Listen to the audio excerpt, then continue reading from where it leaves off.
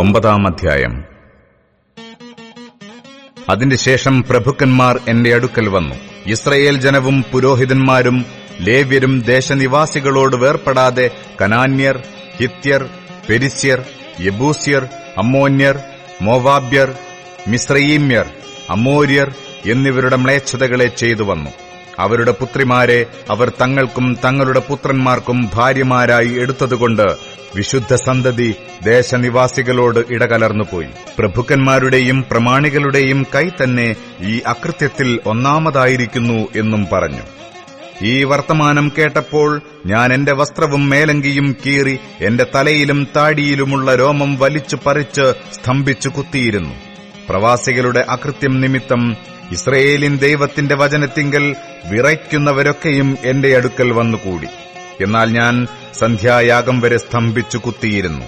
സന്ധ്യായാഗത്തിന്റെ സമയത്ത് ഞാൻ എന്റെ ആത്മതപനം വിട്ട് എഴുന്നേറ്റ് കീറിയ വസ്ത്രത്തോടും മേലങ്കിയോടും കൂടെ മുട്ടുകുത്തി എന്റെ ദൈവമായ യഹോവയിങ്കലേക്ക് കൈമലർത്തി പറഞ്ഞതെന്തെന്നാൽ, എന്റെ ദൈവമേ, ഞാൻ എന്റെ മുഖം എന്റെ ദൈവമായ നിങ്കലേക്ക് ഉയർത്തുവാൻ ലജ്ജിച്ച് നാണിച്ചിരിക്കുന്നു. ഞങ്ങളുടെ അകൃത്യങ്ങൾ ഞങ്ങളുടെ തലയ്ക്കുമീതെ പെരുകിക്കവിഞ്ഞിരിക്കുന്നു. ഞങ്ങളുടെ കുറ്റം ആകാശത്തോളം വളർന്നിരിക്കുന്നു. ഞങ്ങളുടെ പിതാക്കന്മാരുടെ കാലം മുതൽ ഇന്നുവരെയും ഞങ്ങൾ വലിയ കുറ്റക്കാരായിരിക്കുന്നു.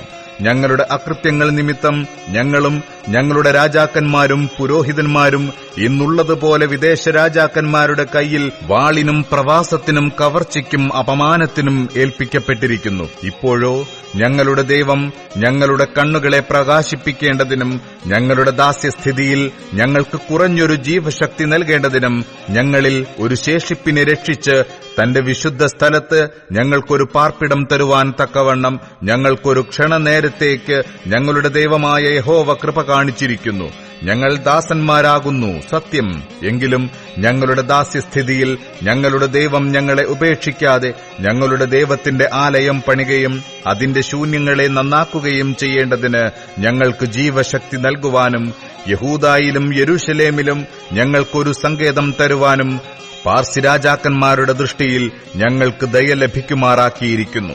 ഇപ്പോൾ ഞങ്ങളുടെ ദൈവമേ, ഇതിനു ഞങ്ങൾ എന്തുപകാരം പറയേണ്ടു? നിങ്ങൾ കൈവശമാക്കുവാൻ ചെല്ലുന്ന ദേശം ദേശനിവാസികളുടെ മലിനതയാലും ഒരറ്റം മുതൽ മറ്റേ അറ്റം വരെ അവർ നിറച്ചിരിക്കുന്ന മ്ലേച്ഛതയാലും അവരുടെ അശുദ്ധിയാലും മലിനപ്പെട്ടിരിക്കുന്ന ദേശമത്രേ.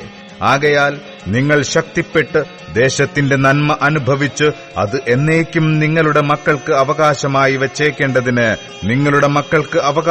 വച്ചേക്കേണ്ടതിന് നിങ്ങളുടെ പുത്രിമാരെ അവരുടെ പുത്രന്മാർക്ക് കൊടുക്കാതെയും അവരുടെ പുത്രിമാരെ നിങ്ങളുടെ പുത്രന്മാർക്ക് എടുക്കാതെയും അവരുടെ സമാധാനവും നന്മയും ഒരിക്കലും കരുതാതെയും ഇരിക്കണം എന്നിങ്ങനെ നിന്റെ ദാസന്മാരായ പ്രവാചകന്മാർ മുഖാന്തരം നീ അരുളിച്ചെയ്ത കൽപ്പനകളെ ഞങ്ങൾ ഉപേക്ഷിച്ചു കളഞ്ഞുവല്ലോ.